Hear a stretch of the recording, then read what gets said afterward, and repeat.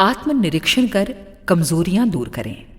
बुद्धिमत्ता, चतुरता, तत्परता, मधुरता और परिश्रमशीलता के सहारे मनुष्य उन्नति की ओर अग्रसर होता है।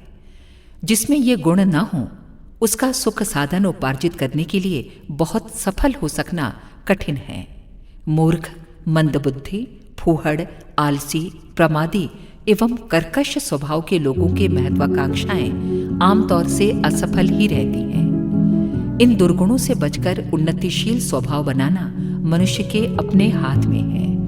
वो चाहे तो अभ्यास, विचार शक्ति और आत्मनिर्माण का सहारा लेकर अपने आप को सुधार सकता है और उन्नतिशील बनने का बहुत कुछ मार्ग साफ कर सकता है। अनेक प्रगतिशील लोगों ने इसी मार्ग का अवलंबन किया है। उन्होंने अपने स्वभाव की दुर्बलताओं को एक एक करके परखा है और बीन बीन कर निकाला है। यद्यपि ये कार्य काफी कठिन है, आत्मनिरीक्षण कर सकना और अपनी कमजोरियों को आप समझ लेना एवं उनसे लड़ने को तत्पर हो जाना हर किसी के वश का काम नहीं है। मनस्वी और साहसी लोग ही ये सब कर सकते हैं। शेष लोग तो अपनी दुर्बलताओं को समझ ही नहीं पाते। कोई समझाए तो उसे द्वेषी और शत्रु मानकर उसका बुरा मानते हैं और लड़ने को तैयार हो जाते हैं।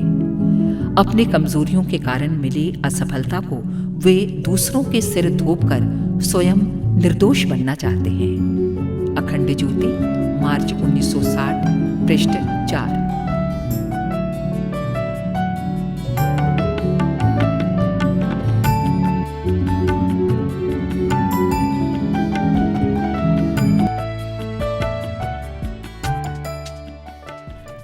क्या स्वर्ग और नरक इसी संसार में मौजूद हैं? जितने भी सात्विक दैवी भाव हैं, उन सब के मूल में स्वर्ग की स्वर्णिम आभा है। उन्हें धारण करने में मनुष्य आंतरिक सुख और संतोष का अनुभव करता है। क्षमा, दया, प्रेम, मृदुता, सत्याचार, सहानुभूति, इन सभी दैवी गुणों को अपने जीवन में उतारने से स्वर्ग जैसा सुख मिलता है। इन सब के मूल में भगवान हैं। भगवान की विशेष कृपा से मनुष्य इनके अनंत सुख का अनुभव करता है। उसका विवेक जागृत होता है। उसके हृदय में विराजित परम प्रभु उसे स्वर्ग का सुख प्रदान करते हैं। स्वर्ग आपकी भी पहुंच के भीतर है, क्योंकि आप इन ईश्वरीय गुणों को धारण कर सकते हैं, चरित्र का पूर्ण विकास कर सकते हैं। याद रखिए, मनुष्य शुभ कार्य करके देव बनते हैं। अतः शुभ कर्म कीजिए और इसी शरीर से भूसुर का पवित्र पद प्राप्त कीजिए। शुभ कार्य ही पूजते हैं। उन्हें करने में मनुष्य स्वर्ग का सुख और शांति प्राप्त करता है। आप शुद्ध, तेजस्वी, आनंदमय एवं प्रकाशवान हैं। इसीलिए आत्मबंधु दैवी गुणों को धारण करके स्वर्ग का सुख लूटिए।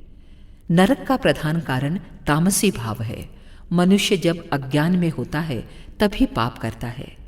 मन में जमे हुए दुर्भाव मनुष्य से दुष्कर्म कराते हैं, अनेक नारकीय परेशानियों में धकेलते हैं। अनीति और अधर्म के विचार सर्वथा त्यागने योग्य हैं। जो दैवी गुणों की उपेक्षा कर असत्य और पाश्विक भावों को अपनाते हैं, उन्हें अपयश ही मिलता है।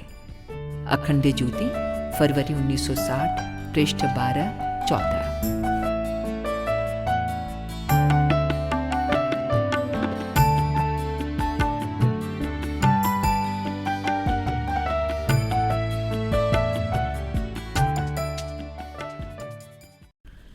अपने गुरु स्वयं बनिए। हमें अपने ही पैरों पर खड़ा होना चाहिए। आत्मानुभव पर ही हमें अधिक निर्भर रहना चाहिए। हमारे इस कहने का तात्पर्य ये नहीं है कि गुरु का महत्व ही नहीं है, गुरु की आवश्यकता ही नहीं है। गुरु की आवश्यकता, उपयोगिता तथा पूजनीयता तो सर्वमान्य है ही।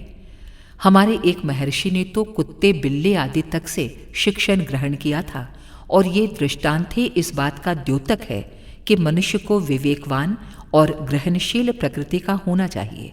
उसे जो जहाँ से अच्छा मिले उसे निस्संकोच ग्रहण करना चाहिए।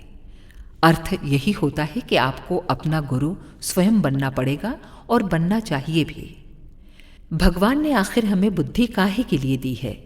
इसी के लिए कि हम उसका प्रयोग करें। ये भगवान की ही इच्छा है। उसकी इच्छा को न समझना, वैसा न करना तो ईश्वर विमुखता है। संसार की ठोकरें भी बुरी नहीं होती, बशर्ते वो आंखें खोल दें। आत्मानुभव, आत्मशिक्षण मनुष्य को कठिनाइयों और विरोधों के बीच शांत और संतुलित रखने की योग्यता देता है। अतः अपने गुरु स्वयं बनिए। अखंड ज्योति, फरवरी 1960, पृष्ठ 29-30।